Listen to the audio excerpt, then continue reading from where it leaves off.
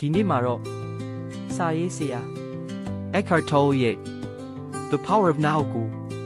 အနှစ်ချုပ်နားထောင်ရမှာပဲဖြစ်ပါတယ်ပူပန်မှုတွေများနေလားသင်ရဲ့စိတ်ဖိစီးမှုတွေနဲ့စိုးရိမ်ပူပန်မှုတွေရဲ့အရင်းမြစ်ကဘာဖြစ်မလဲ Eckhart Tolle ကရှင်းရှင်းလင်းလင်းပြောထားပါတယ်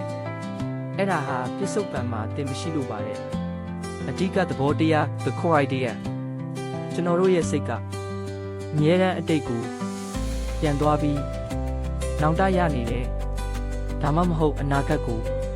တွေးပြီးပူပန်နေတယ်ဒါပေမဲ့သတိထားပါအဲ့ဒီအတိတ်ရောအနာဂတ်ရောဟာအခုချိန်မှာတကယ်မရှိဘူးတကယ်ရှိတာဟာဒီအခုဆိုတဲ့အချိန်ခါပဲဒါကိုထုံးက the power of now လို့ခေါ်ပါတယ်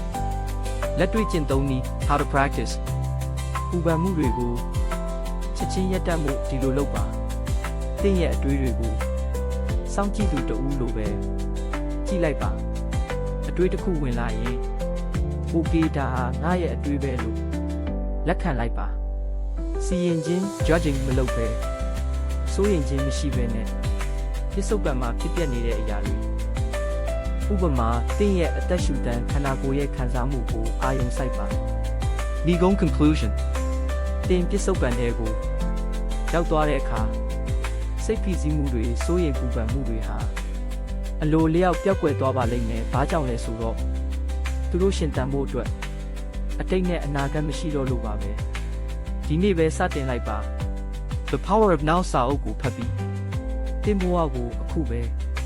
ပြောင်းလဲလိုက်ပါ။